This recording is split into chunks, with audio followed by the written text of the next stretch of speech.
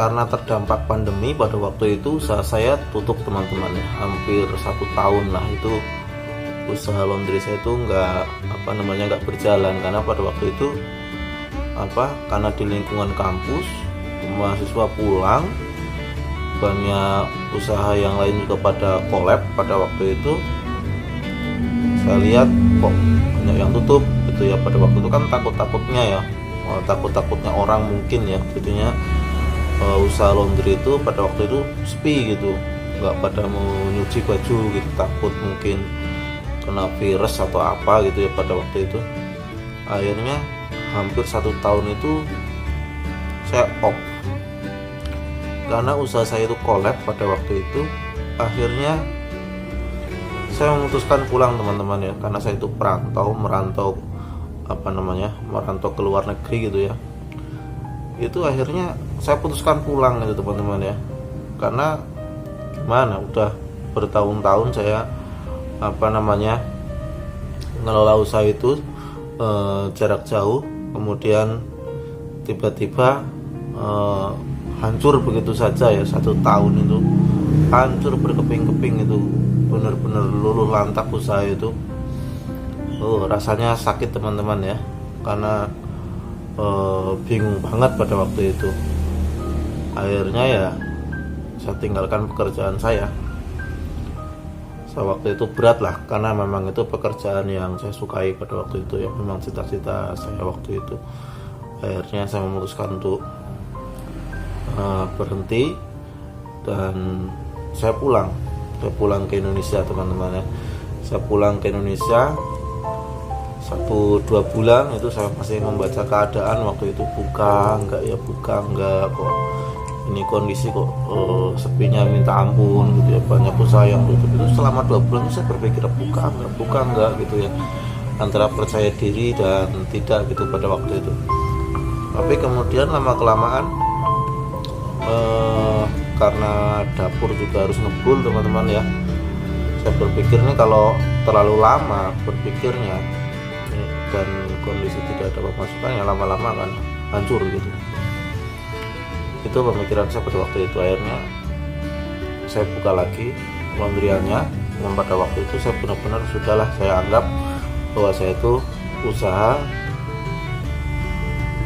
nggak di lingkungan mahasiswa teman-teman ya. Jadi saya anggap mahasiswa udah nggak ada gitu, kampus itu saya anggap sudah nggak ada. Jadi benar-benar ya udah, saya anggap saya itu usaha di sebuah tempat yang sedang mencari pelanggan baru teman-teman.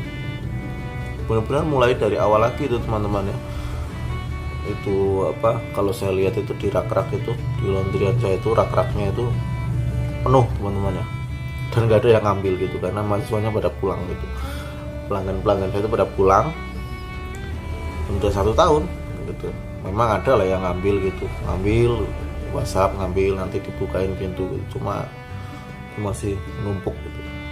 Nah akhirnya saya anggap nggak ada sudah, dan saya mencari pelanggan baru. Waktu itu saya merubah target market saya yang tadinya mahasiswa, saya rubah jadi rumah tangga. Saya cuma berdoa aja mudah-mudahan ada rumah tangga yang mau laundry gitu, yang mau nyucikan pakaian di tempat saya gitu waktu itu. Sampai akhirnya saya sebar pamflet gitu, ngeprint banyak gitu ya teman-teman, yang ngeprint banyak, bagi-bagi. Enggak saya cetak itu teman-teman ya, bener saya print gitu, saya fotokopi. Jadi pamfletnya sederhana banget lah, selebaran itu brosurnya sederhana banget, saya tempel-tempel gitu, saya masukin ke perumahan, nitip satpamnya begitu ya. Kemudian ada sedikit gitu saya titipkan gitu ya, honor sedikit lah, ucapan terima kasih udah bagian itu. Setelah 2 bulan masih sepi teman-teman ya.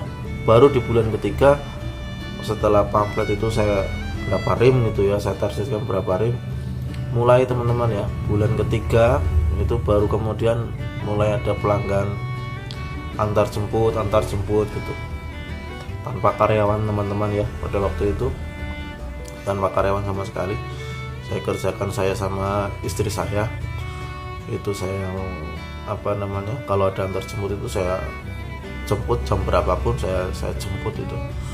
Yang penting saya dalam pikiran saya waktu itu usaha saya itu cepat pulih teman-teman ya, jadi nggak kacau gitu, cepat segera pulih lah gitu.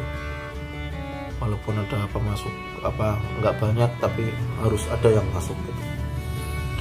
Itu benar-benar mulai dari awal ya, laundryan yang tadinya